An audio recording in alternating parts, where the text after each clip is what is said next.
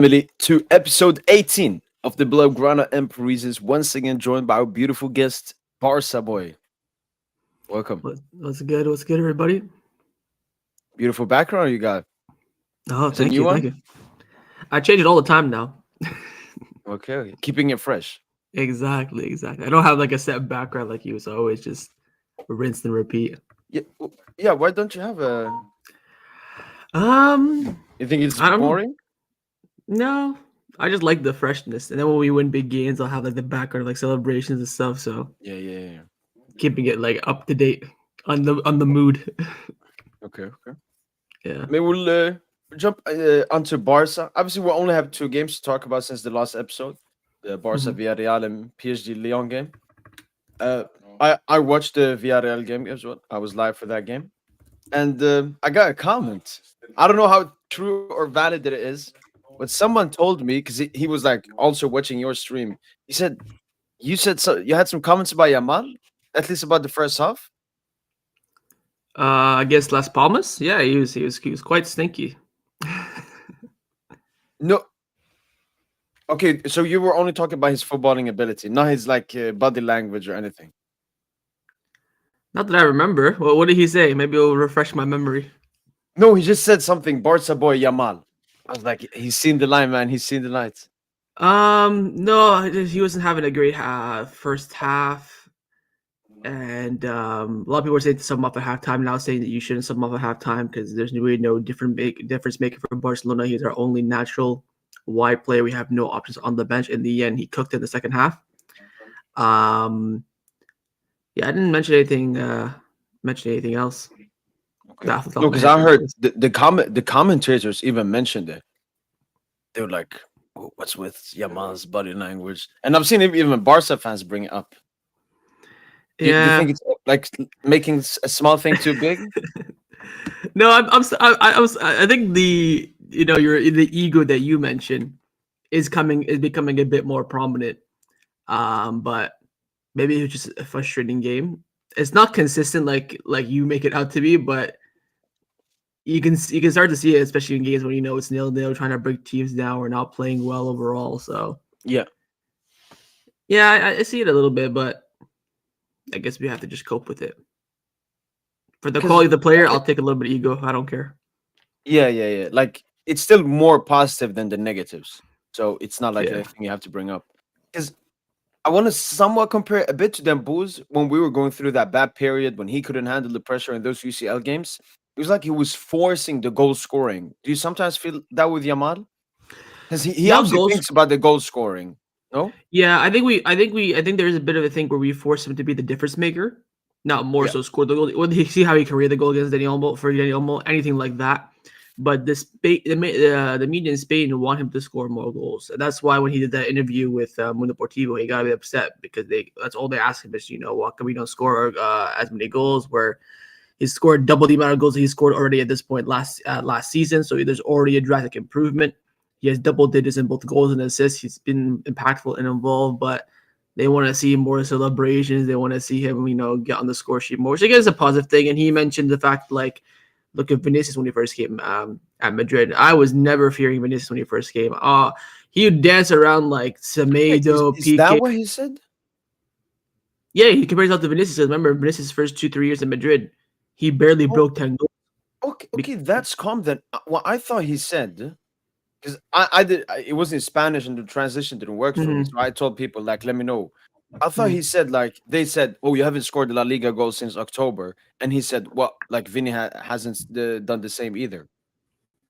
No, he was comparing more to how Vinicius started out in his first 2-3 years. Because when he first came in, his finishing was disgusting. Like he was getting killed. He'd barely break 10 goals, and everyone was saying in the Spanish media, once Vinicius gets the finishing down, he's gonna cook, and he did. Yeah. I remember watching Clásicos back in the day, back in those times when Barcelona, of course, were winning all of them.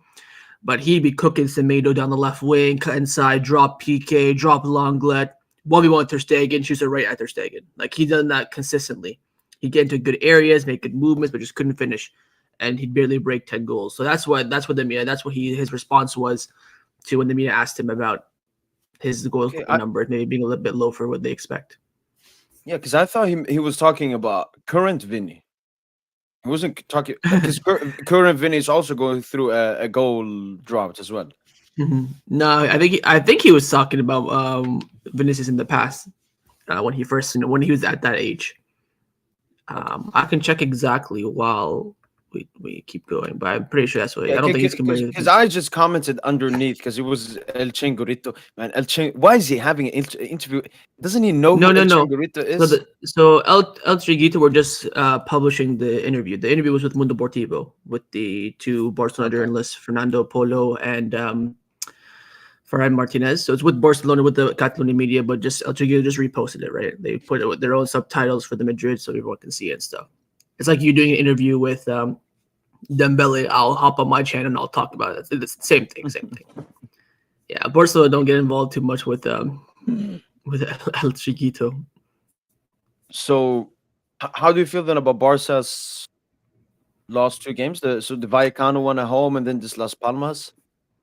Like they're both very similar games. It's we're at a point now in the season where every time we face a team that's at a lower level against us, they're gonna park the bus, low block, and up to us to break them down, which you saw, of course, in your game against Lyon yesterday. But kind of we got the goal a bit early from a penalty, which kind of gave Barcelona the huge advantage. This game against Las Palmas, we really had to try our best to break them down, but once Dani Olmo came in and made that big difference like we all knew he would. He cooked. He got his bang and goal. And after that, it's cruise control. It's just always about breaking the deadlock against these type of teams. Conceding first is always tough. Then you're like, okay, you have to score twice now to win the game. So always getting the first goal in these type of games are crucial. This is why Barcelona in the past failed in these in these games because they always concede first. It's even harder for us to come back in the game because that's pretty much how you can beat all the best teams in the world when you don't have the quality. You park the bus, you hit them on the break, you nick a goal, defend for your life. That's pretty much the only way. You can't really outplay us, especially if you don't have the level of quality players. Although you can make it challenging, you can go to toe to toe, which we saw against Vallecano, despite them not having maybe the glamorous players on paper. They have a very well constructed team with experienced youngsters, and they went at us in the second half where we had to not only defend well but also attack well to Yeah. hopefully try and extend our lead. We're really that clinical on the night. To be fair, the Las Palmas game, I wouldn't say if we were clinical or not because we didn't really have that many chances. I remember Lewandowski having a header that he missed. Then he almost scored. There's a lot of moments where we got into good areas, but we couldn't get that final touch to get a shot on target. So last two games in terms of chance creation hasn't been that great, but at least we're getting the scores and getting the results. Yeah, especially I think in the beginning of the season, you want to show how great you are. That's when Barca had the sevens, the fives, the fours. Now it's Mm-hmm. about more just getting the wins. I mean, the games are usually tougher because the other teams are maybe fighting for relegation or getting more points. So it's more about the victory. But so, like for example, someone here is saying you're saving energy for big games. Do you think that's what you're doing, or do you think it's just tougher games? Maybe. It's kind of hard to say that you're saving energy for games when you're out there playing 90 minutes in Gran Canaria, which is far away from Barcelona, and we're pushing hard. You watch the game. We're pushing hard. You gotta win the game, right? The La Liga race is as tight as I've ever seen in my Yeah. life. You have to get the results. I don't really think you can conserve energy. Maybe the conservation comes from Flick's selections, where maybe he makes a few rotation. Then sure, but you can't. I think maybe after we got the goal, we were maybe a bit more reserved, maybe more calm in our possession. Weren't really rushing too many things and stuff like that. Sure, but for that first hour we were chasing the goal, I think that was full intensity because we weren't really effective, especially in that first half. Final third play was piss poor. That's why Lemon Yamal had a stinker. Because he's kind of when Dani Olmo isn't playing and neither is Frankie, you rely a lot on Yamal to be the creator. Because Dani Olmo, of course, can pick the pockets, find the space. Frankie, of course, makes those good runs through the midfield. Has a much better vision on the ball and finding passes than Casado does. But I think Casado still had a great game. But when you rely No, too much, no, I was sorry. just gonna say I thought he was the best because it was a lot of duels in that game, and that's Yeah, perfect game for Casado. I gave him man of the match in my match review too. So great Dub, minds think dub, dub, alike. dub, dub, dub.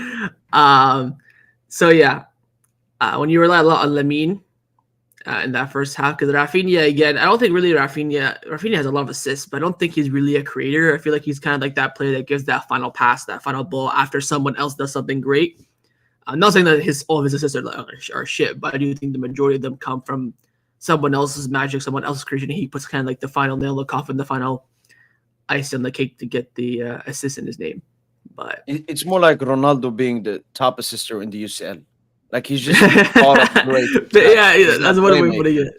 it. That's one way of putting it. Yeah, you can definitely say that. But overall, And I, happy. 2 games, 3 goals, 0 back-to-back clean sheets again. And that Pena ain't seeing the light of day ever again. Chesney in she's goal in has good been saves. yeah, man. What I've been saying on the show for like 4 months is a big difference between Chesney and Pena. I think Pena's peak is not the level of Barcelona. And I think it's time to move on for him. I think we will do this summer. But Tech has been unbelievable, man. Fumador. You know what Fumador means? It means smoker Oh, smoker. in Spanish. So now the fans have a chant calling him Fumador. It's great vibes. And he's improving a lot with his feet as well. His runs out are always so accurate, despite the two in the Benfica game where he cost us. In the end, we won the game, thank God. But looks like he's learned from that. And now his runs out are well more time. There's coverage in front of him. He's maybe communicating better with his center back. So he's already better than Naki Pena, and now he's also improving with more games played. And hopefully Ter Stegen does not come back and goal this season. Ter Stegen's trying to do a Courtois. No, the thing I've seen is so the UCL squad for the knockout stage has already been decided, and he's not part of it. So yeah, so I guess I'll only be like La Liga or something. Wait, what's the point? Just keep Chesney. He's gonna if Ter Stegen does come back, he's gonna come back in like May. We're gonna in May. What I tell you, I've told you this a lot. In May, we have all of our big games in the league: Clásico, Espanyol away, Athletic Club at the summer match, which I think is the most difficult game for Barcelona in the whole season. And then you have, I think, Villarreal at home. Villarreal, like top 5, top 6. Why bring in Ter Stegen? Oh, I want to do Courtois 2.0. And know your lane, man. He says he's the captain. He's been here the longest. He can come here and just take your time. Why he's like, oh, Ter Stegen is speeding his recovery to come back this season. Why are you speeding it, bro? So we're chilling. If we had maybe a Nakapenya and we're conceding goals, then sure, we're keeping clean sheets. We're not conceding too many goals. I think Chesney, if you take away the Benfica game, he's only conceded 2 or 3 goals apart from the Benfica, craziness. So yeah, he's played now 11 games, 10 wins, 1 draw. I think 6 or 7 clean sheets. He has the same amount of clean sheets as he has. I think more. He has more clean sheets now than Naki Pena, and Naki Pena's played like triple the games this season. So there's no need for him to rush back and all this crap. And one controversial thing from the game was the potential penalty. Mm-hmm. As soon as I saw the first replay, I was like, okay, it's offside. What are they doing? Yeah, this is what I told you, man. We talked about this. We talked about the referees, I think, in my video last week, where they're gonna start trying to find ways as much as they can if you're in Madrid to bring back the balance, make Papa Perez all happy and well. So they tried to fugazi that like no tomorrow. I'm there watching it, saying there's an offside. He controls it with his hand, and I also think that the handball for Eric Garcia is not a clear handball. I don't think it's enough for VR to overturn it. I think the ball is probably like 50% on his shoulder, 50% on his hand. But since his hand is out, it makes it look worse. But the rule in La Liga is if your hand's on the floor to use yourself to balance your fall, it doesn't count as a handball. Because we of course saw that in other games as well, like the Osasuna game. Remember with the Vinicius one, like the 3rd minute, it was a handball because what happened? The player slid on the ground, used his hand as stability, and it hit his hand, so that's not a handball. So I'm there watching. I'm like, isn't that hand on the ground? Garcia's hand was like this. Yeah, it was a little bit in the air, but it was coming more towards the ground. And I'm there watching the game like there's 3 errors before this potential penalty. And then when he went to VAR, I'm like, oh my god, there is no way they're about to scam this. Then the VAR, he's like, okay, he watches the penalty. Like, okay, it's a penalty. Oh, let me see if there's any offside. There's offside. And then the Las Palmas were pissed as well because they killed their momentum. They had like another corner kick to deal with. The captain that did the handball got a yellow card for it as well. And even Barcelona, like, what was the point of that? And you have offside technology as well. It's not like it's England where you have to draw the lines and stuff. And it was clear as day it's offside from the first replay that I saw. Yeah, it's like But they wanted to give a pen. they probably did. They probably did.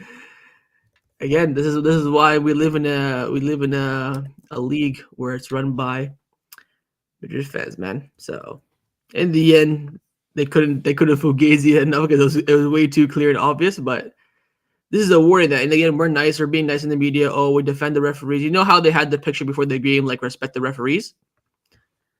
Yeah, I don't think Madrid did that in their game yesterday against Girona. I don't think they did it. I don't think they stood there for the picture, or they probably didn't bring the banner out since it was Madrid that started everything. So we're there. Flick is in the media saying protect the referees. We respect their decisions, and then again, they're not helping a brother out, man. Like, what's the point? We're here licking your balls for nothing. So going into the Atletico game tomorrow, are you feeling confident after you lost your performances? I don't think we'll lose. I think a draw is still on the table because we tend to draw a lot with Atletico. It's two legs as well. I feel like if I were to make like a prediction to put money on, I'd feel like we draw the game, then we go and like nick a win away. That's what it tends to be with Atletico over the past few years when we have faced them in the cup. Um, they have our number in the Champions League, to be fair to them. But I mean, I don't know. Did you watch the first game in December? The No, but I one know pretty much what happened. It was we like cooked the man. you Oh you, my you god! played I think really that's great. probably. I still think to this day, take away the two El Clásicos, that's probably the best we played this season. If you look at my match review, I give the team like performance rating a 9 out of 10, despite losing. Um, we cooked them, and we cooked them without Dani Olmo and without Lamine Yamal. We had Gavi in the 10, and we had Fermin Lopez out on the left, and I think Rafinha was playing on the right. So it was already a weaker front four. What was the issue in that game? Chance creation was so much. Lewandowski had one of his off days, and the other ones couldn't convert. Rafinha missed two 1v1s. I think he hit the post as well. Um, you know, and their goals were the pole goal was just a long shot from distance. Great goal. Like it was like Ederson's goal for Atlanta in the 2-2. Very similar goal. Fair enough. It's a good shot. Then the sort of goals on the counterattack. We were going for the win, and they hit us on the break very well. So there is that to go off of saying that we played once. Yes, we did lose, but we cooked them. We played well. We dominated them. They had maybe two chances, and they scored both in the end. Unfortunately, we had about 10 chances, only scored one, but two of our best attackers were missing. So maybe that will help us in this game. So for that reason, I don't feel like we'll lose, but I think a draw is definitely probably the most likely outcome. I think for Barcelona to go into this tie and say the tie is over, we need to win by like 3 goals. Because in these games against Barcelona, Atletico, even the Madrid derby, they're so tight. There's rarely any goal more than 3 goals. On the occasion, sometimes yes, we beat them 4-2, we beat them 5-1, and all this sort of stuff. Even Atletico, they beat Madrid 4-0, they lost Yeah. 4-0. It's like once in like every 5 or 6 years, but it's gonna be tight. And for us to win this time, the first leg, we need to win by more than 3 goals. So win like 3-0, 4-1 first leg result, because going away to the Metropolitano Stadium is going to be difficult. We, of course, have 2 games there in March, the Cup second leg and also in the league. So I think this game will probably end in a draw. But if we can nick a win, of course, that we'll take the big advantage. Yep, yep, yep. Moving on to Paris Saint-Germain, we obviously played Leon. What do you know about the game? Did you I see only watched anything the from it? highlights. I was out, but I was keeping an eye on the score in case I had to do a little bit of trolling. Um, looked like kind of like what we were based on what you were saying and based on what I saw. It looked like how we were dealing with the Las Palmas game. A decent team that was parking the bus, soaking up the pressure, then maybe making it more challenging in the second half. I guess conceding 2 goals from your end doesn't look great in terms of the score line, but it was still maybe it was when it was 2-1, you're thinking okay, don't bottle it now. But the Hakimi goal, Gonzalo Ramos cooked on that goal. Did he get the assist Yeah. with that goal? No, it went to Kangili and then Kangili made the Yeah, pass. the roulette pass from Gonzalo was crazy. Um, but yeah, I think it was a tight game in which in the end PSG won. Maybe you can describe it a bit better for me. Yeah, so I don't understand. Like when we face a mid-table side or a relegation battling side, and they're playing a mid block or a low block, I'm like okay. But when Leon do it at their own home stadium, filled with fans, the atmosphere was great. I don't understand it. So they played like I think they had 0.2 xG in the first half. Like they didn't do absolutely anything. They just gave us the ball and defended. We could have scored. Dembele had one good chance. Vara had one good chance, but it was like a decent first half. Then in the second half, we came out just with power immediately. A bit similar to the Monaco game recently. Scored two goals after rep. Uh, then what happened? Lucho was like, "All right, the game is won." Took out Dembuz, took out Kvara, took out Barcola. Leon started coming back into the game. They got the goal, but then obviously we got the huge goal immediately after, and they suffocated us towards the end. But we managed to get the 3 points. But it was mostly like a dominant performance from PSG. I never felt we were gonna lose the game, but Leon always tough, especially there towards the end. But Yeah. the Dembuz goal, oh my god, man! Hey man, calma, calma. I've seen so many of those No, sky first of wide. all, you gotta. It's 16 goals in 2015. 2025 now. I That is, mean, fair enough to him, but you gotta keep it going. Again, I've seen purple patch but, from them boost. but he's Barca boy. This purple patch you're talking about, it's more goals than he scored in any single season. His most was 14, I think, in 18-19 at Barca. Mm. So when okay, so Liverpool he scores, you give it to him. Do we have a deal? If he scores and you guys advance, I'll give it to him. Yeah. Okay, so both legs. Okay. Mm. Doesn't have to score on both legs. If he gets a brace or a goal in No, but either you said game and they advance. can win. So we'll have to win. We have to wait until the second leg then. Yeah. But if you guys lose to Liverpool, you guys get knocked out. Ballon d'Or is over for him. This whole entire campaign to push him is cooked. I mean, we get Even the if you Club win the World Cup. even if, no, are you gonna say that? Even if you win the Cup World Cup, that's not gonna do nothing. No, the thing I do understand, like sometimes I was like, what? Why can't he just give it to them? But it's like if you were a Madrid fan and I was on the pod and you were like, yo, Mbappe is cooking, just give it to him. I wouldn't give it to Mbappe. I wouldn't fucking give it to Well, yeah. Mbappe. To be fair to Mbappe, you expect it from him, right? You got him for free. You spent 150 million on him and on sign-on bonuses. This is what you expect from a big player. Dembus came in as a player that we all know in his day can absolutely cook the world at light, but just can't be able to work on his finishing. What do you say about Vinicius at the beginning of the show? What do we say about Lamine Yamal? Dembele's in that same category. Of course, he's at a higher level because he's been playing longer. His dribbling is one of the best in the world. But Yeah. all these wingers, they're so effective in build up, transition, progressing the ball forward. But it's always their lack of finishing that's a big issue that lets them down. That Dembele barely breaks 10 goals and 10 assists in a season, mainly 10 goals. His finishing is just woeful. I've said you can go look at my tweets and my videos. I've said this so many times. Once he gets that finishing cracked down, he'll be unstoppable, and he's showing that now. So we'll see how it is in the bigger test again. Didn't start against Man City, didn't start against Arsenal in the bigger game. He can cook in League One McDonald's, but at least Mbappe scoring hat trick in City in the Champions League. So we gotta No, see something. I actually checked Mbappe at this point last season because Mbappe had, I think he had the most goals alongside Kane last season, all Yes, they both competitions won that. last Yeah, season. yeah. Like Dembele at this point is having a better season, strictly goal scoring. Like he's a better player than Mbappe because he can play make, he can dribble, he can progress the ball, as you said.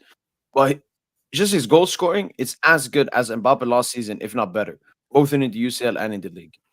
But The issue that I have is that it's been 2 months. This is not over the course of the season, right? He had a few goals from August until December was like six or yeah, seven, which is probably I would say the average for them boost. He's just now cooking in the new year for some reason. All of a maybe sudden, he it's got starting to married work. again.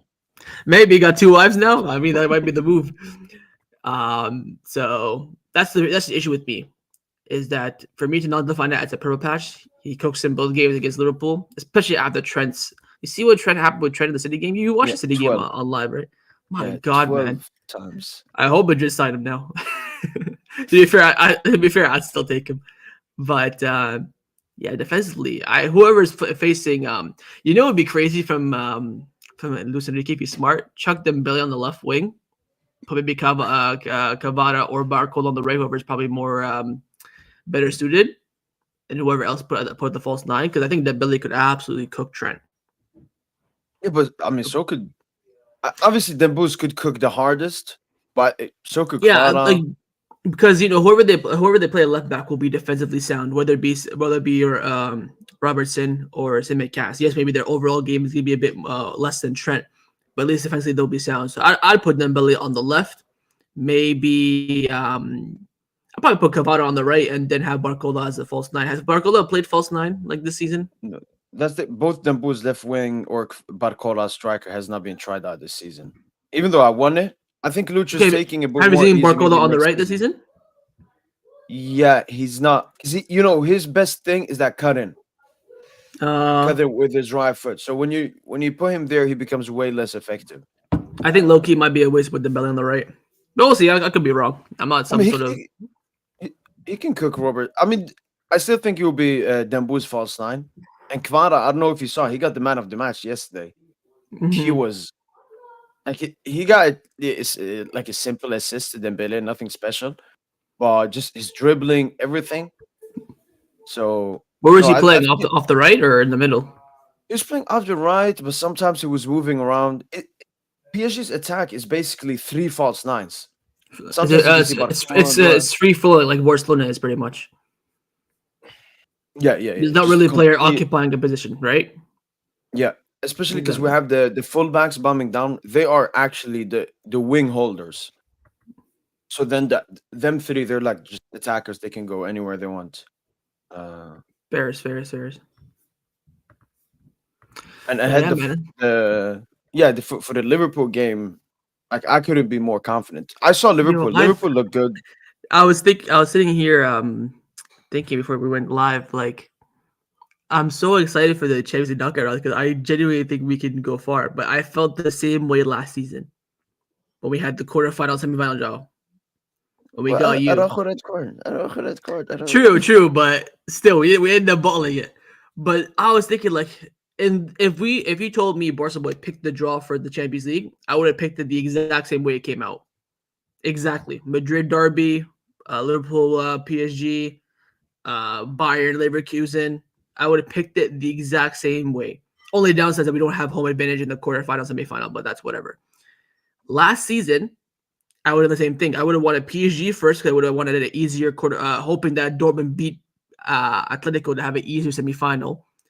And then finally, you get whoever you get on the right hand side, whoever makes it out of their life. I would have gave Bayern Arsenal for the banter 5-1. Would have been hilarious. Yeah. Of course, I would have given Madrid the city at the time.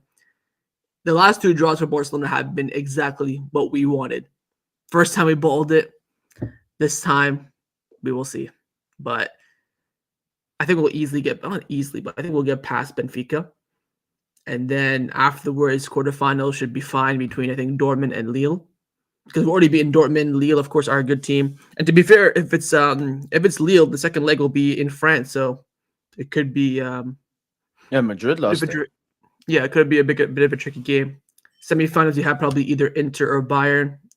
I probably want Bayern because Inter, just sit back and they park the bus. It's hard to break them down. So I'd probably prefer Bayern because they still play a bit more open.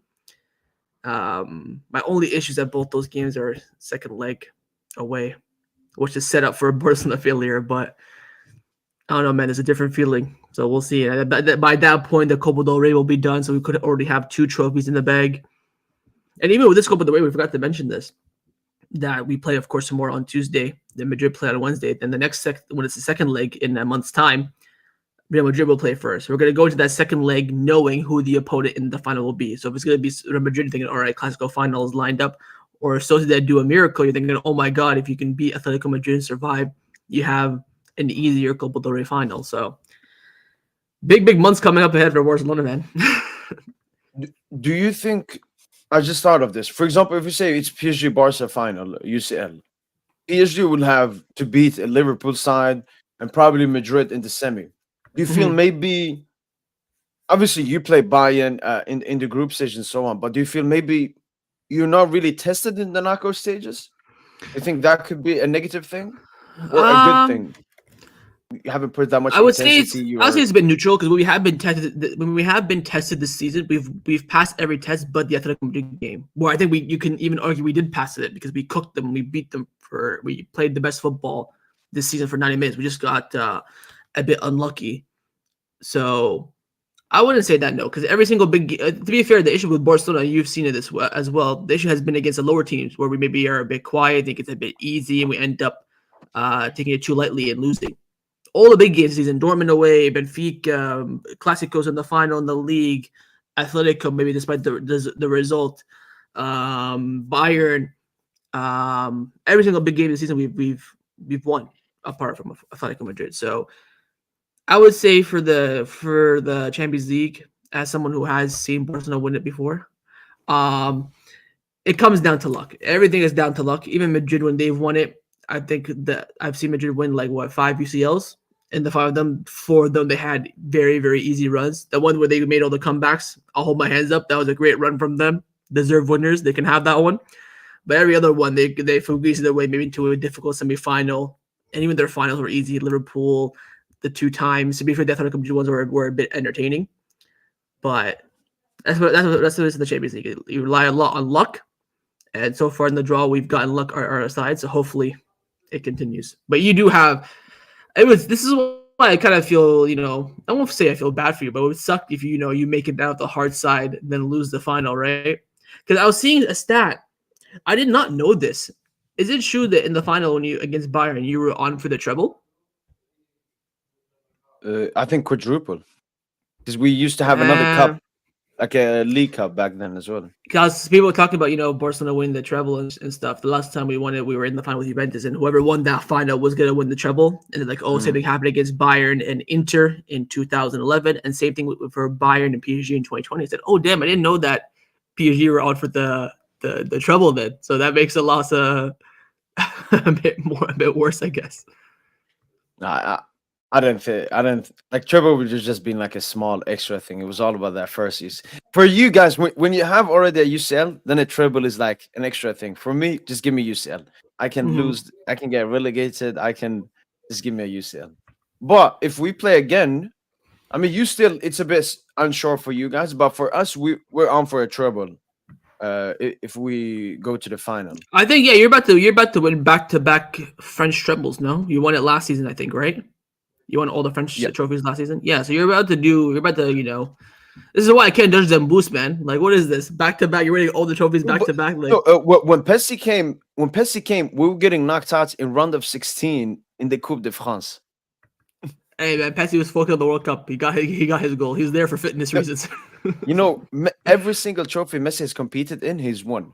The only one he's not won is the Coupe de France, or you could also say the MLS Cup, like the Winners' Cup, who not the cares league about the winners. MLS Cup and the Coupe de France? No one cares, man. No one cares. He was there for World Cup fitness. That's all. We everyone knows that. Also, Messi might come back at the end of this year as well, too. We'll see. Imagine he comes back to the Barcelona in this team.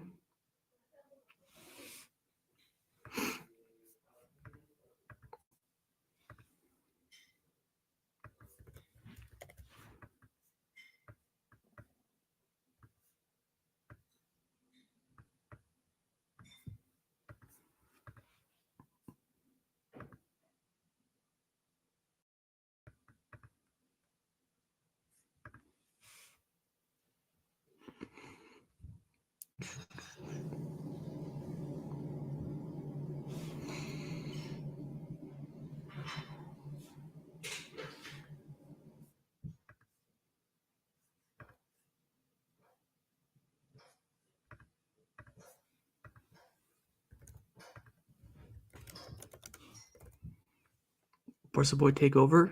Oh, it's him. I thought it was me that was frozen. Let's read some of the tabs. Would you take PSG, a midfielder from PSG? I already Joe Neves, but I didn't think our midfield is way too stocked up right now to consider other midfield choices. But I do rate Joe Neves what he's done so far this season. But no one I would twerk for. We talk about Joe Neves. Yeah, he's a good player.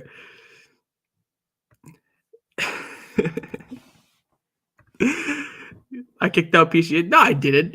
I think he just lagged out. He'll probably be coming back in a few seconds. If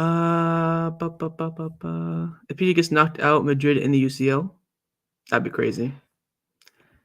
Speak on Rafa purple patch being over. There's no purple patch for Rafa. He's cooking, man. Ballon d'Or season. I'm seeing a lot of Salah push recently.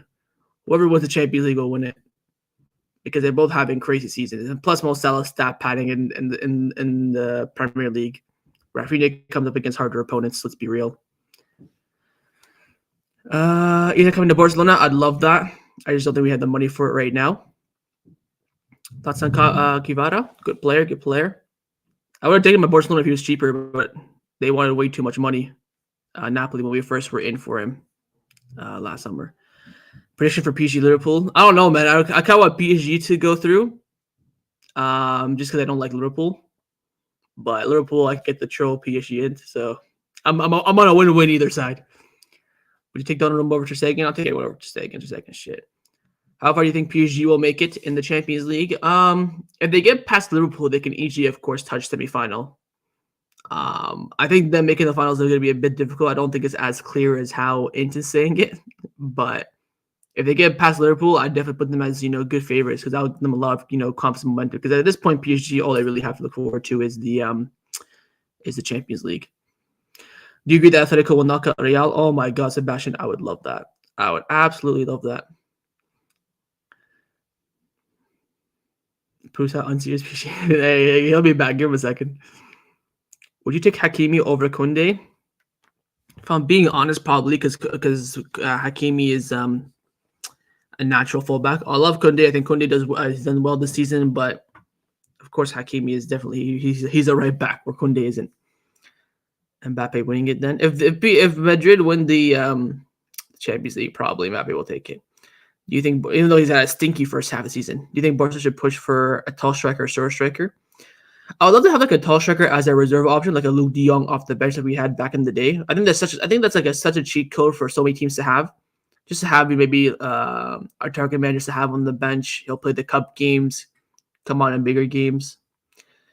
But I think Barcelona are not really that kind of team, unfortunately. We were under Koeman though. That's when Barcelona's wins the big tie. But as thinkers against smaller teams, that's what you get in the UCL. Well, hopefully it's not that time. Would you take Leao? I would, but for the price that AC Milan are asking for, probably not. Thoughts on Ter Stegen come back in April? Hopefully not.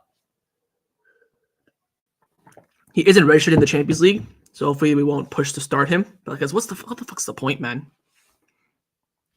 Pala is stat padding in the worst Premier League. Arsenal with a ton of injuries. City wash. Exactly. He takes penalties as well. His goal, half the time he plays poorly and he just scores because the whole entire league is just shit.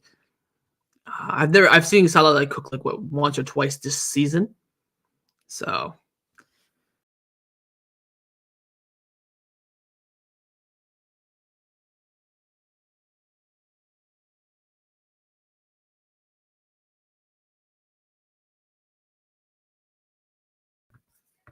Yo. Can you hear me? yeah, I can hear you. Yeah, the pirates, man, the Somalis, man. Hey man, I was reading the chat. I was lifting it up. I was taking over. I was cooking. All right, wait. Just gotta. What's your favorite UCL run for Barca? I'd probably say the 2015 one because we beat all the champions, even though that's our most recent ones. Are you scared for an Inter semifinal? Yes, just because I know Inter's gonna park the bus the whole time, and that's gonna be hard for Barcelona. Yeah, plus they're good on the counter. So Yeah. they're legit going at all of your weaknesses there. Yeah, not even our weaknesses, just our most vulnerable areas, I guess. Do you think about Diaz and Isaac? Any improvements I would take. Would you sell Yamal for 300 million? No, because how are you going to replace him? No, shout out to Somalis, man. All right. I just said Somalis because pirates, Rab, la. Okay. What I was gonna ask is, have you seen Ronaldo? His team is 4th in the Saudi League this season, and he's pretty much 100% they're gonna go trophyless again.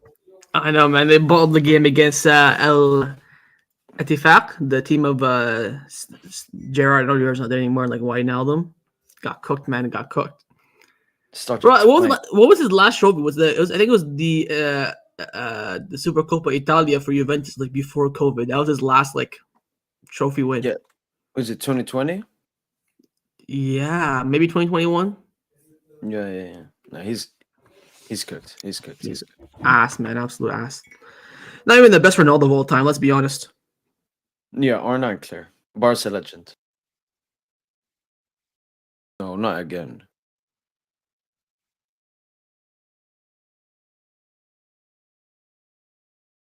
Is it his this time?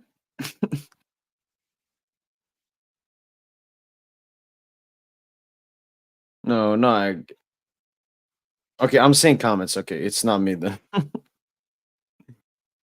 Yo, I mean they're fair with it. They're fair with it. Whoever is doing. Oh, oh. Yo, it's your turn this time. No, I was there. I was working. No, what? No. It happened to you now. I think I don't know. because my internet didn't go out. I saw the the comments. I was reading this comment here. The fact that Barca doesn't back his own team against Atletico Madrid playing at home is wild. How can you expect to win anything this season when you don't think Barca should beat Atletico Madrid at home? Well, I do think they should beat them at home. You fucking idiot! I'm just predicting that we're not gonna do it. It's a difficult game. It's like PSG going to Liverpool at home. It's not an easy win. It's gonna be hard. Again, my predictions are always based on logic. It's not based on what the heart says. Of course, I think we can win. We could cook them, no problem. We did that in the first game. But it's a cup game. I think we're fighting for a trophy for the first time since COVID. They haven't won a trophy in 5 years. This is the furthest they've gotten to any point since that last time. I think we just have been cooking this season. They've been a good team. They're pushing for La Liga, 1 point off us. They're in the round 16 of the Champions League. Act like Atletico Madrid are some bums.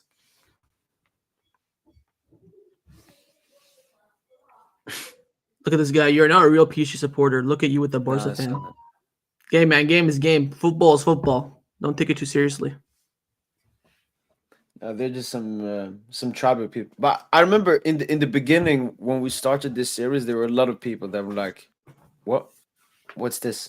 At the end of the day, we hate each other's club, but we both hate Madrid together. So we're gonna get along great. You know, that's all it is. Yeah, I mean, even my hatred for Barca, I would say it's way less than it was last season. First of all, you're better than last season. Second of all, Mbappe. Mbappe, he changed so much. I can support anything apart from if they play like Israel or something. Then I gotta support my boy Mbappe. Yeah, I mean, I don't. The hatred for PSG probably started after the remontada. Because after you guys cooked us 4-0, you guys like, oh, you guys are shit, blah blah blah. This is champions, all this. We're gonna now cook you in your own stadium. Then you held the fattest L ever. Then we just kind of hung on to that ever since. I think since then we've knocked us out the next 3 times after that in the Champions League. But No, only two. Was it 2 or 3? Something like that. Oh, maybe you're from the future. You're talking about this year?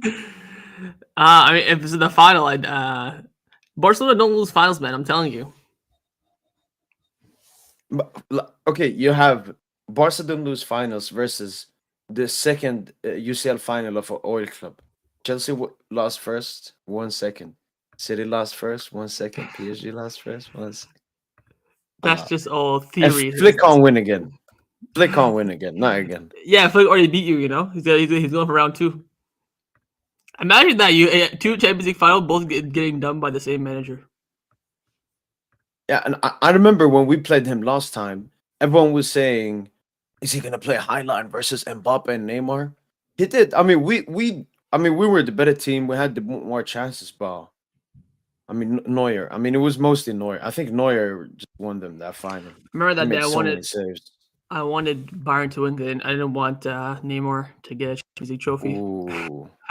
That's why I was a fan for that day for 2 hours. Nah, and you said when we play Liverpool, you're Parisian. I don't know. Man. I feel for me it's a dub either way. Because I thought if Liverpool lose, I don't like Liverpool. The Salah Ballon d'Or campaign will end. I hate their fans as well. Their fans are annoying. But then if PSG lose, then I get to clown you and other PSG fans as well who give it the big game. But you're not as annoying as Liverpool. But yeah, I think it's a win-win for me either way. whenever I've talked with Liverpool fans, like they might be the most arrogant fans I've talked to this season. Like Barca Yeah. fans have been arrogant, but not close to Liverpool. Even Madrid fans, I mean, they're always arrogant. It's a bit understandable. They've won what, 2 UCLs in the last 3 years. I don't understand. Like Liverpool were even playing UCL last season, and even this season, I don't know. They feel a bit fugazi. I know that's the problem. It's both them and Arsenal. They're probably the two worst fan bases on earth, because you have one that's they think they're the best team in the world, and one that they're one of the best clubs ever, and they think they should be in certain scenarios and certain moments. Tell me about how Salah has having a Ballon d'Or season. You have Jamie Carragher glazing the hell out of him in the media. I'm like, yes, 50 GA is great. Congrats to him, but he's not. The Premier League is so shit. It's so boring as well. Same champion, same the three teams that come up are the same three teams that go down. Top four race always ends in like December. They market it as the best league in the world, where the reality is it's the same outcome every year. City That's have why lost 8 games, and they're still top four.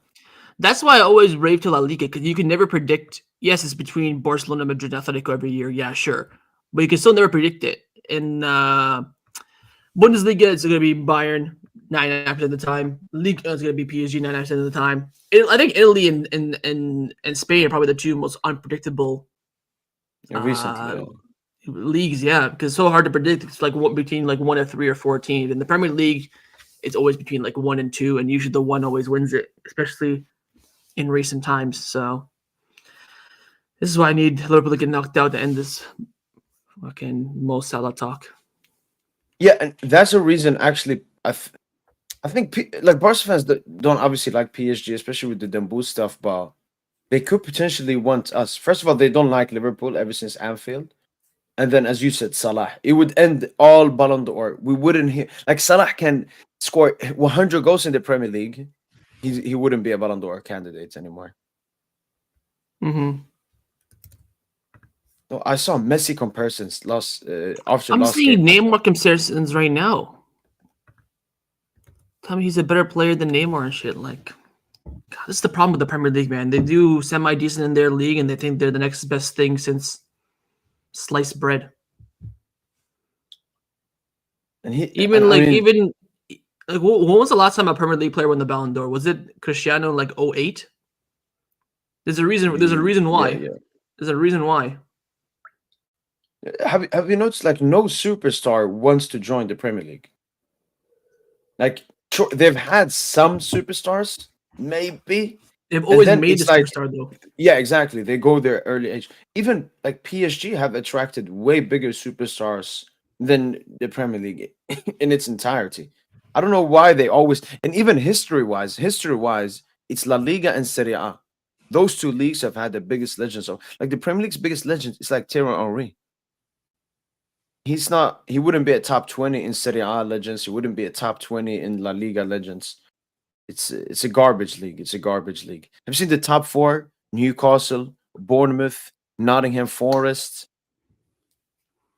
I remember last season when you guys had Girona, you got clowned for that. I haven't seen Hmm. anywhere close to people. No, they're like, And oh, Premier League, what did I say everyone beats after everyone.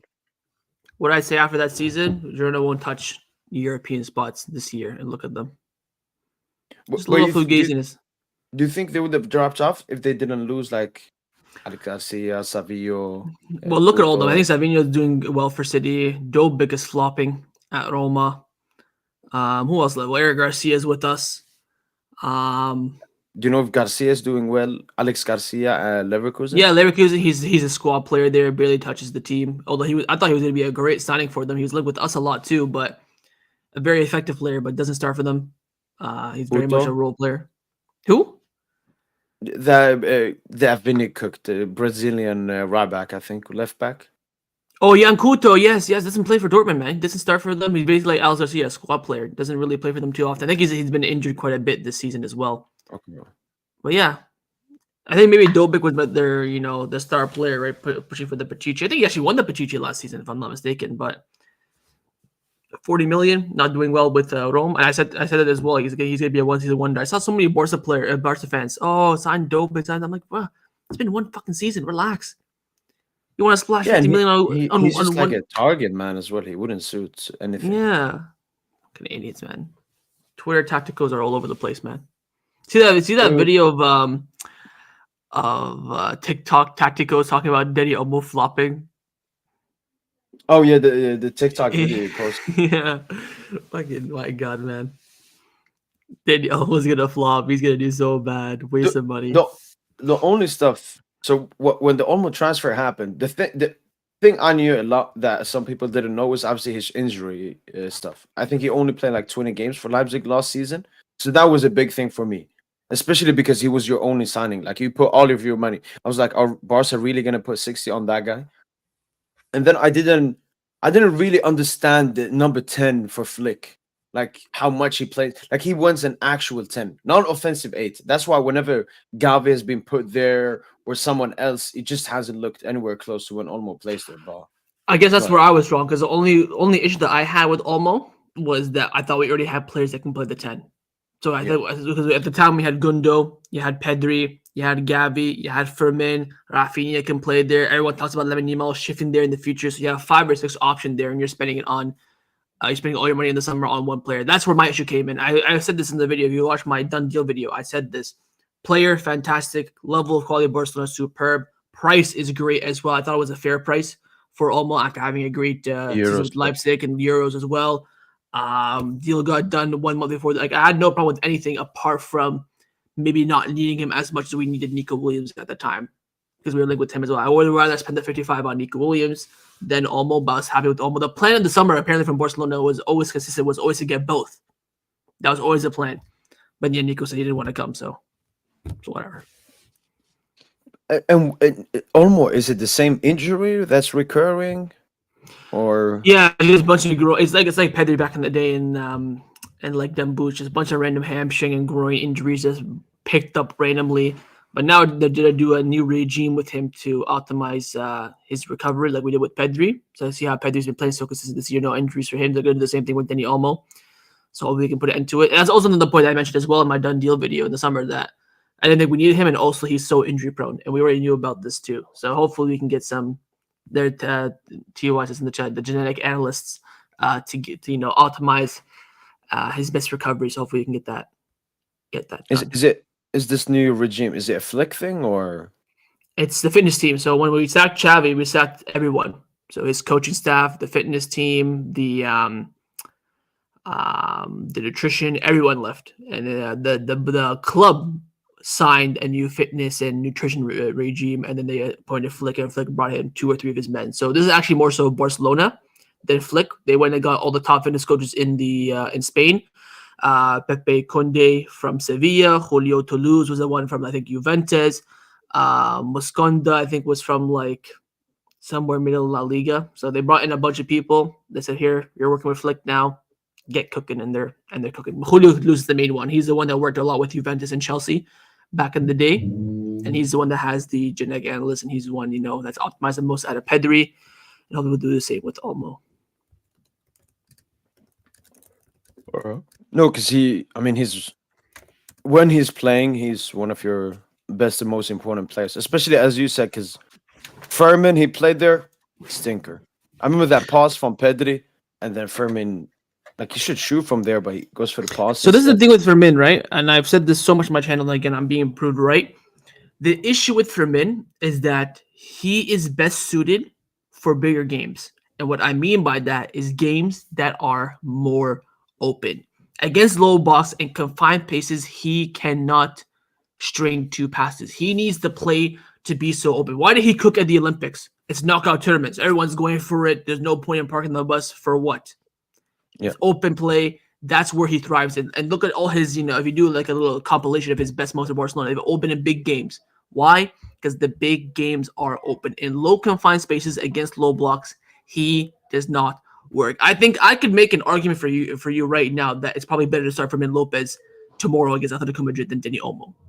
Because Fermin Lopez exploits the spaces and behind the defense. He makes great runs and great movements. But of course, Dani Olmo's overall play in terms of defensive and build up is better. That's why he will start. But Fermin Lopez is such a good player to have in your team. Off the bench, maybe some in those open games as well, starting those big games, he is so much thriving on open space because he needs space to make his movement. He needs time on the ball. When you're facing a 4-4-2 low block or a 5-4-1 low block, there's no time to think. There's no areas to make movement. The spaces are so tight, and he doesn't thrive in that sense. So that's why against Las Palmas or against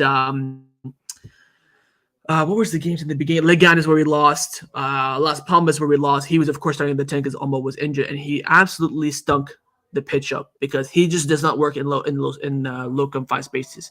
When the pitch is open, bigger games, maybe against like a Villarreal, Sociedad, where they will go toe to toe with us, he will cook.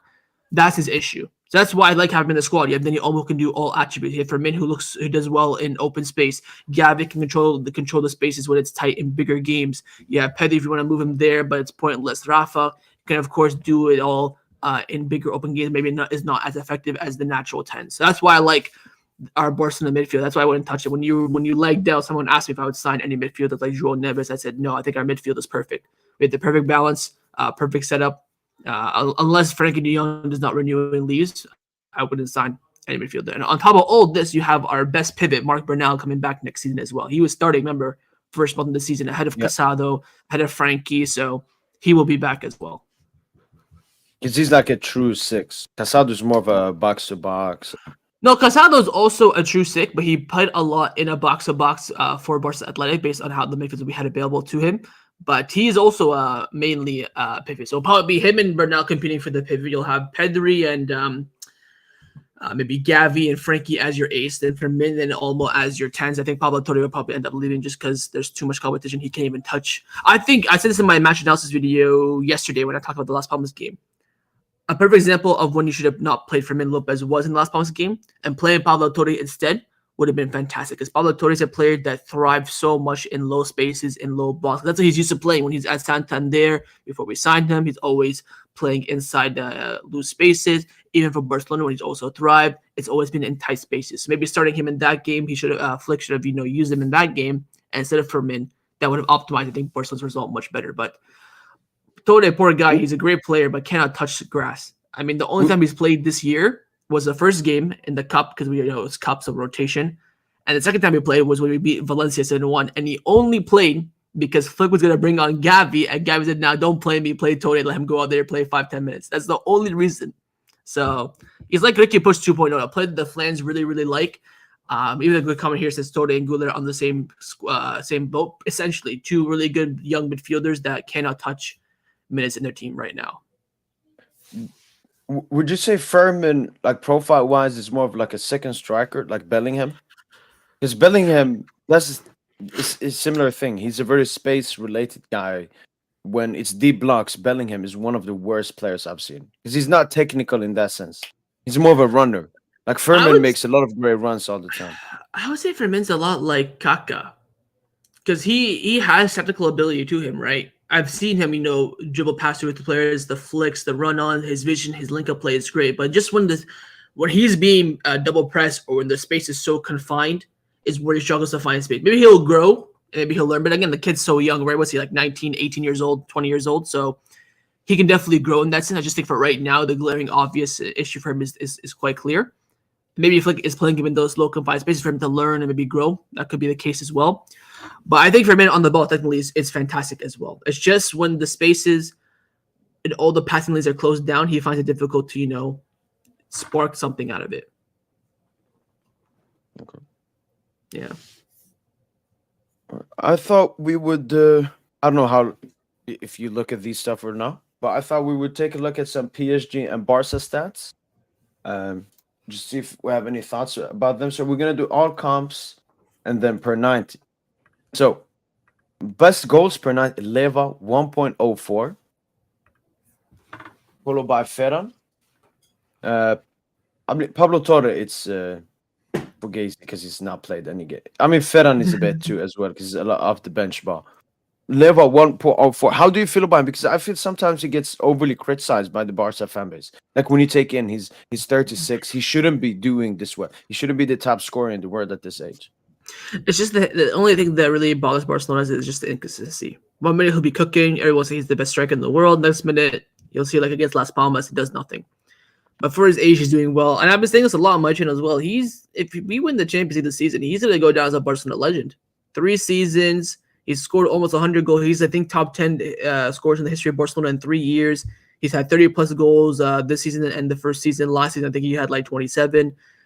He scores goals. I just think that we relies this system of Flick relies on a lot on the nine for link up play, movement, spaces. Where Lewandowski sometimes does it, but sometimes has it on his day. Sometimes he doesn't. That's why when he got subbed off against Vallecano, he starts crying and moaning because he knows he's better than it, and he's disappointed that he got subbed off because he wants to score goals because he knows that he misses chances. But it's really just on what Lewandowski turns up. 1 minute he cooks, 1 minute he doesn't. I think that's where the frustration comes in from the Barca fans. Rafinha 0.72. Still very good number. He has been. I think he's only had like he's dropped off a bit in 2025, right? No man, can't Google Jugador, man. He's just been ridiculous this year. You think he has a stinker that he'll just drop like an assist and a goal out of nowhere. It's just crazy. I just think maybe with him it has to do Like with in the previous 6 months, wasn't he better? Did you feel? No, I think he's probably been the most, again, the only issue that I have with Rafa is his finishing has always been 50-50. But in terms of consistency, in terms of build up play, pressing on and off the ball, defensive work rate, his performances are always, minimum 7 out of 10 every year. But look at the minutes he's played. 3,000 minutes. Fucking cracked. Yeah, he heard the top. So he's I would have guessed Koundé, Rafa, and Kubar to be in the top 3. I think Inigo would be much higher, but of course he had that injury. But yeah, those are like even Kubar's numbers are crazy as well, man. Guy's fucking 18? Do you think it's good both him and Yamal at such a young age playing that many? Am I worried? Yeah, because they usually say like the more you play when you're younger, the less you'll be able to play when you're older. At the end of the day, they're so talented, and big players always play. Messi got these many minutes at his age as well, right? Xavi got these many minutes. And yes, it took him some time to get into the team because we had a good midfield at the time. We had Deco, Van Bommel, Edmilson, so it wasn't as sure for him. But you gotta play to be one of the big players. And I think again with the new fitness squad and the new team that we do have there to understand their fitness, where the fatigue comes in and out. To be fair, Lamine Yamal, the only reason why he's down there so low is that he's had 2 injuries this season where he's been out for a month. We have to remember the Atletico Madrid game where we cooked them. He didn't play that game because he was out for a month before that. So his 2 injuries probably help him as well because I think he's the most important player to Barcelona, to the team. So I think him and like, go ahead. No, go. I was just gonna say that I think that Yamal and Inigo would be way higher in this list if it wasn't for their injuries. But do you wish maybe you had like better rotation? Is that something you mentioned about Yamal, especially when it comes to winger profile? If you had another one, he could get some rest. Because there's some games like Yamal should get some rest. Sometimes I feel he shouldn't start maybe 3 games in a row, especially when coming back from an injury and so on. Yeah, I think we've managed his minutes pretty well because I think the month off where he's injured, it kind of helps him with the rehabilitation. So I think we've been a bit blessed in that sense. But that's where the summer transfer window comes in to provide some depth. I think to be fair, we do have options, but Flick doesn't trust it. Whether Ansu's not trying in training, Pau Victor isn't really the best on the wing. Neither is Ferran Torres. They're both really much more effective as striker. So maybe the plan is to rinse Lamine this season, then maybe rotate him much more this following season. Since there's no summer tournament, of course. So keep in mind we have, of course, the World Cup next year, which is crazy. I feel like the last World Cup was just like a year ago. So no Club World Cup for us as well. So that will help as well. But I think the season they're going to get by, and hopefully they do bring in some depth for next season. To be fair, we have Tony Fernandez, the youngster, who has some great talent, but I think he needs probably another preseason to really be considered as in and around the first team. He's way too young. I think the reason why he was playing a little bit was because we had the injury to Lamine, Ferran, and Ansu all at once. That's why he's getting the squad quite a bit. But we can also bet in house as well if they don't want to go into the market. True. Moving on to assists, you got again Pablo Torre with this. Go on, Torre. Very great. You got Yamal 0.47, Rafinha, Berman. I mean, again, I don't like to look when they have like under 12 games. So maybe Casado would be like the third. I just want to know what Fermin's stats are. down here But you know why? You know why with Pedri? because everyone misses his chances. Exactly. I saw a stat before we went Is live. this the Salah Pedri? Yes. Yeah. Like fucking hell, man. What can you do with that? Wait, it's like 16 assists from like 4 XAG. Like it's I know. I disgusting. saw a compilation of like I think a month ago of like Pedri's almost like his XA pretty much. The chances when Rafinha missing, Lua, just his fucking Lamine as well. He got robbed of some beautiful, beautiful assists. I just want to look here at Fermin Lopez's numbers because I didn't think he'd be that high on the assist chart. I know his minutes are quite low, but I want to see how 5-5. many assists he has this season. Where is it? 5. Season. Oh, 5-5, yeah. Which to be fair, I think is quite good for him. I think It if is. he can reach 10-10, that would be assist. I think he got 10 goals and 1 assist last season. So 11 GA. So he's already at 10 GA right now. So a couple more, he's already done better than last season overall. No, he's been a good squad player, and that's what you expect from him. Is Gerard Martin higher than Kunde on assists? What the fuck? Yeah, Gerard Martin. How is that possible? How many assists did Martin He have? got 2? 2. It's just that Kunde has played Way more like minutes, slave yeah. minutes. Slave minutes. You're not wrong. To be fair, you know his minutes would be more, but he got benched twice for being late. A fucking idiot. Yeah, in the Vallecano one. Vallecano and Alaves. So he would be way more. Progressive carries, Yamal, Balde, Rafinha. Do you feel they are your most progressive when it Yeah, I'm comes to quite carries? surprised that Frankie is very low on this list.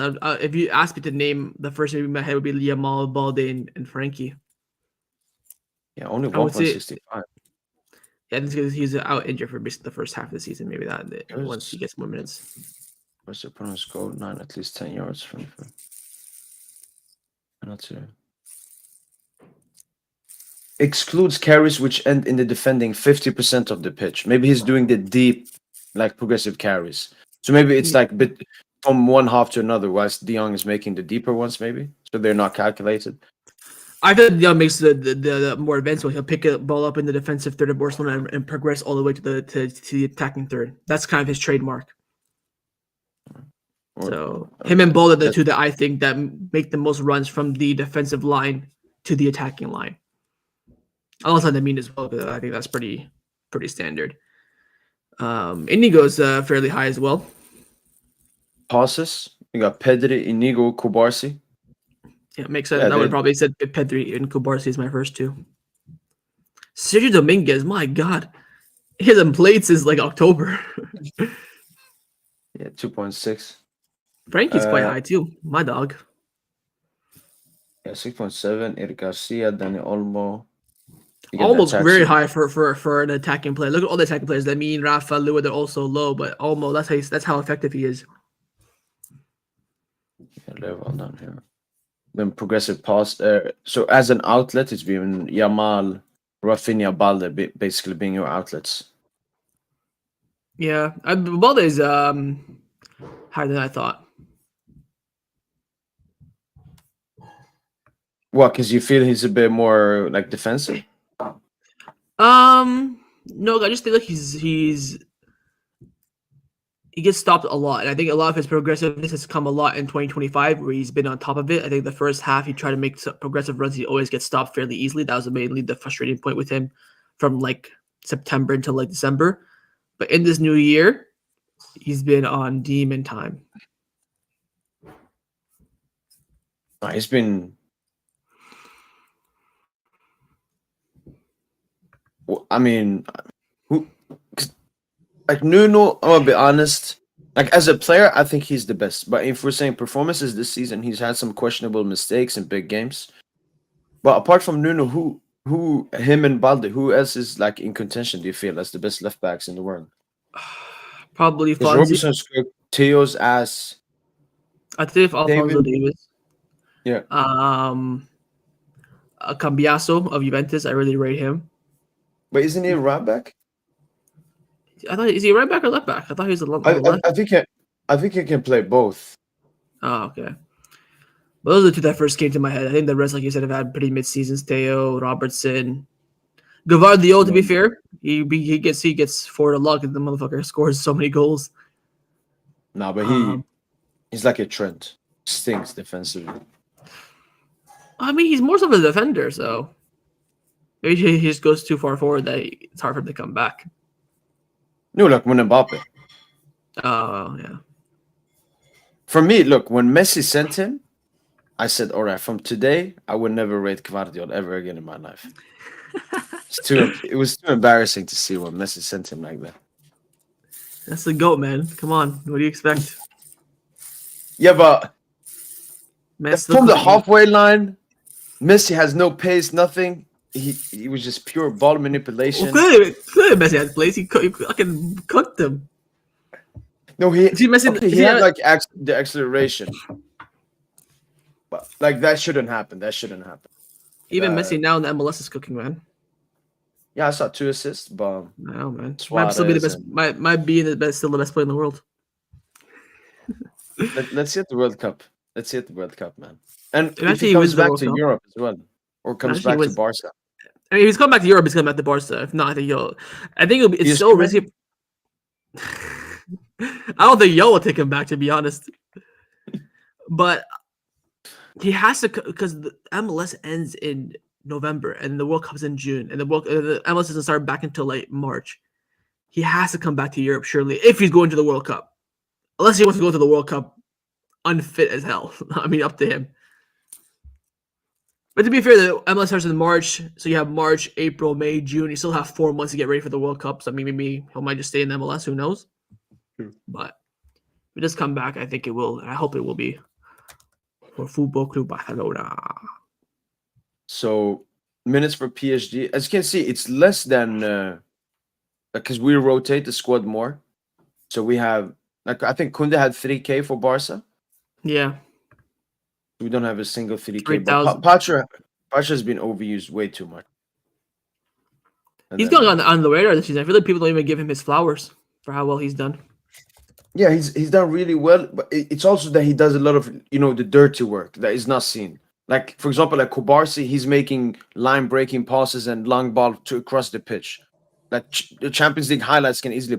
Pacha, it's mostly just he just catches the striker, the dirty work, physical on them, and so on. So I think that's also why he's going a bit under the radar, and just it's just every PSG player goes under the radar. Goals. Oof. Live on numbers from Dembuz here. And Gonçalo, he doesn't play that much, but as a squad player, do, do you think maybe that's no, that's legit what like Ferran has been for you guys? Doesn't start that much, mostly comes off the bench and impacts the game Yeah, really. yeah. But I would say our main problem is I think your third or second guy was like Rafinha on like 0.7, Mm-hmm. Barcola on 0.58.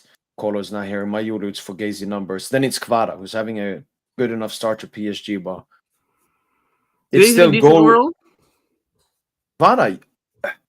Kvara, it's like he's had like one good game, then one like mid, then one good game, then one mid. But recently, in the Champions League game, he was really good, got a goal and assist, and last game got an assist and was man of the match. So they're coming more consistently. I'm just waiting for the consistently. I know what I will get from Kvara. But it's still very heavy reliant goal scoring wise on Dumbuz, and I don't like that because that means if Dembele, any player can have a bad game. Dembele has a bad game. Who's gonna score then? Who's gonna score then? That's still a problem for me. Even though Barcola is doing well, uh, I just don't like the pressure on him like that. Assists. Oh yeah, that's the thing because Dembuz, he doesn't do that much playmaking. I mean, he does playmaking, but not as much as he used to do previous seasons. And I think that could be Kvara's role. I think he already has 3 assists for us in all of his games. Mm-hmm. Yeah, Hakimi. I'm kind of surprised the man is that low. Asensio is now cooking in Villa too. This is how you know the Premier League is so fugazi too. By the way, And Rashford is cooking, man. You should have gotten him. You should have shipped Fati out. if I didn't want to leave, man, what can you do? Then What can you do? Progressive carries still Dembele, even though he's playing as a false nine. Do Barcola.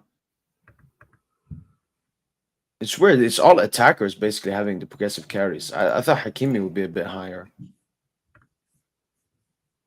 Fabian, Vitinha, Kang. Joe Neves is quite low. Yeah, he mostly is like he does a lot in the game. Like he a lot of off the ball stuff. It's like Vitinha, it's majority like on the ball. Like Vitinha, I would say is our Pedri. Neves, if you want to compare him, you could say like a Casado, Gavi type. More like a Casado, Okay. maybe. He does a lot of off the ball. Uh, Fair. Fabian, I don't think you have like a Fabian profile, but he would probably be like if he was fair like a Bernal. Um, Fabian profile. No, we don't. We probably had them back in the day, like Kessier, Yaya Torre, Paulinho. It's always the midfield profile that the club always want to have, and then when we get them, we just sell them the next summer or two. It fucking doesn't make sense to me. I think every team should have, a Fabian, and every team should have like a Luke De Jong in their team, a tall powerhouse midfielder and a Mm. tall target man striker. Just having that at your disposal is so much beneficial in tight games and open games, whatever it may be. So it's I'm surprised that teams don't really have that. But like, are you not happy with Ferran?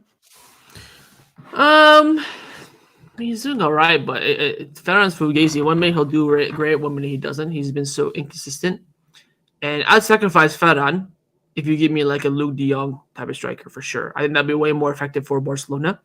I just think Ferran Torres now is on good form. He's playing well, and he could drop off at any moment. Whereas Luke De Jong profile will always be called upon your bench, always consistent. Especially again like Las Palmas, say for example, it's 0-0, 70th minute, you chuck him in, you chuck. The problem is every time a team is chasing a result, whether it be PSG, Barcelona, Bayern Madrid, what do? You just put a cross in the box and pray something Yeah. happen. But when you cross into the box, 5'10" Kylian Mbappe, or 5'10" Ferran Torres, or 5'7" Dembus, nothing's gonna happen from it. So that's why I think a target man striker would be so nice for I think every team should have it. That's why I think the teams that do have it are more successful, like Erling Haaland, for example. That's why City always put cross in the box, and you can see him scoring acrobatic shots and headers. Like a So Joselu at Madrid last season? exactly. That sums up exactly what I'm trying to say. And It's like, they could have bought him for 1 million. They didn't want to. Crazy. yeah, I think it was probably like they wanted Endrick to get those minutes for his like development. It's cost him a bit this season because Endrick is still a bit far All away these from Brazilian that. players are not doing well, man. We're trying to ship Roque. Endrick is not barely touching any grass this season. I just chose the. I mean, it's not really the level just between the Brazilian league. It's also they're going to Barca and Madrid as well. So They it's a think the different sense game. that Rodrigo, Vinicius, Neymar, and all these other players that came straight from Brazil, they think that it'll be the same thing again, where maybe football has adapted a bit more since then. We'll see how Estavio Willian does when he goes to Chelsea, because I think he's a player to have. I would have taken him over Roque, but we just needed. I thought we needed. Well, the Barcelona thought we needed a striker more than a winger, Yeah, and it's and we sad also he's gonna go there to Chelsea. That's uh, we also had Lamine Yamal as well. So we're like, there's no point splashing 50 million on it. Estavio Willian. oh, I just read Mm-hmm. footballer Icardi wife Wanda Nara demands 500K monthly as their divorce battle takes dramatic turn. 500K a month. Well, This for, one, the for girl the man rest of is his is life. crazy. Goraski has a 60 million release calls. Interested? No. Yeah, Wanda. She's what? She did like what 3 or 4 footballs now. Yeah, and I even heard like she cheated on Icardi. Like this was old news that Yeah, just yeah, came yeah. up with You see was it Jude's girlfriend at the Keita? game yesterday. Apparently, she's a porn star. Yeah, no, more like a escort for Ah, rich people. Jude Y- taking sloppy Did, seconds. Crazy. did you see the picture of his mom looking at her? Yeah, yeah, yeah. Same thing with Endrick and his girl. A little bit with Yamal and his as well. Like, Yeah. The mom was cooking without her, man. Then she came back, and now he's kind of, yo, when did she come back? 'Cause I I think remember she wasn't with him at the Euros when he won. then they kind of split. I think the first time I saw them back together was at the Dubai Awards where Lamine won the best player and she was sitting in the crowd. That was the first time I saw her since they won the Euros. First love, man. Once that first love is there, it's hard to break it off. I mean, the only thing with their first love is you don't know if it's actual first love, at least from her. Like, Yamal could love her. I don't even question his love for her. It's more her. Like, I why do wonder. you? You know what I wonder. I wonder if Jamal's gonna fast next month. I don't know if this guy's half. I saw a video before the Yeah. game. He was doing this as well. Is it Well, for the 'cause PR? I don't know. His dad is Muslim, but his mom isn't. So I don't know what he does, what he practices. Usually, when Barcelona have players that fast, it gets leaked like a week before. Like, oh, 2 years ago we had Dembele and Kessié fasting. Like, oh, Dembele and Kessié are fasting for Ramadan. The club are monitoring their situation, have them on a Yeah, specific meal plan to optimize, their fasting and blah blah. I've heard nothing about Lamine, but Lamine portrays himself as a Muslim. The du'as, and he starts, talking about his grandma, who's hardcore Muslim, I guess you could say. But I don't know if he'll fast or not, so we'll see.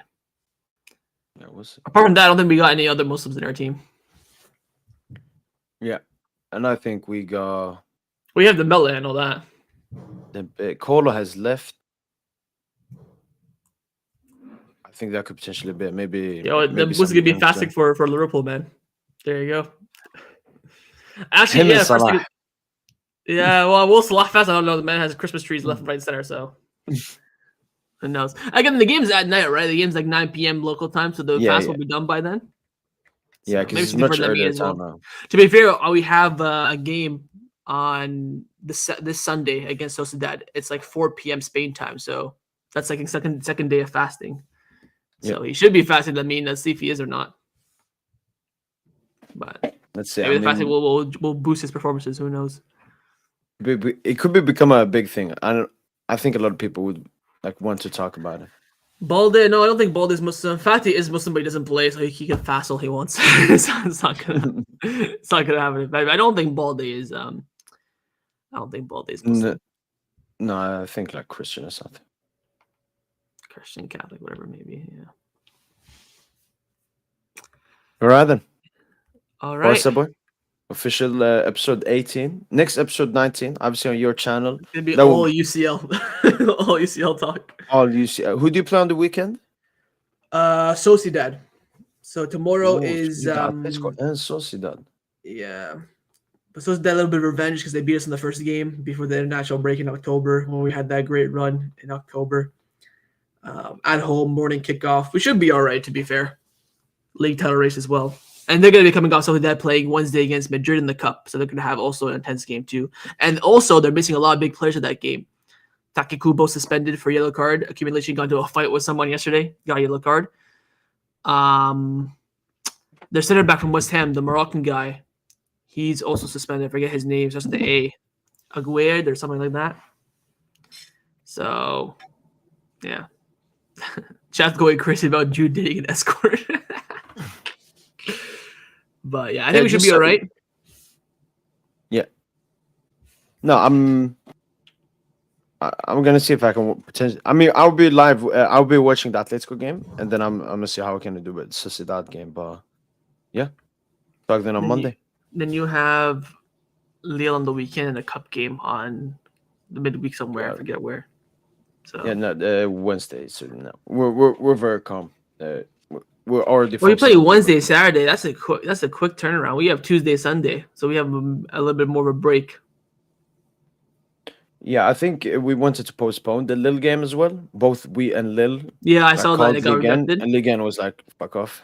Yeah, So we because did. y'all usually play on a Friday beforehand because they bless you all up. So, And I don't understand. It's both teams this time. Like both of us. but how are and you Lille gonna play Wednesday and then Friday? That's a 24-hour. That's impossible. That's way too much of way too much. Unless they then No, maybe I they think say, they wanted to move it forward, like a few weeks. Like oh, make like it. postponed it. Oh, Yeah, okay, yeah, okay. yeah, yeah. because he's both teams, so it wouldn't That's affect different. anyone else about us too. Okay, okay. All right then, people. Hopefully, guys have enjoyed episode 18 of the Blaugrana and Parisiens. We'll be back on episode 19 on Barca Boys channel discussing the Champions League and the games that will be played until then. 2 games to talk about each and the Champions League games. Hopefully, guys have enjoyed this episode. Huge pleasure once again to Barca Boy for being here. And as usual, ale ale.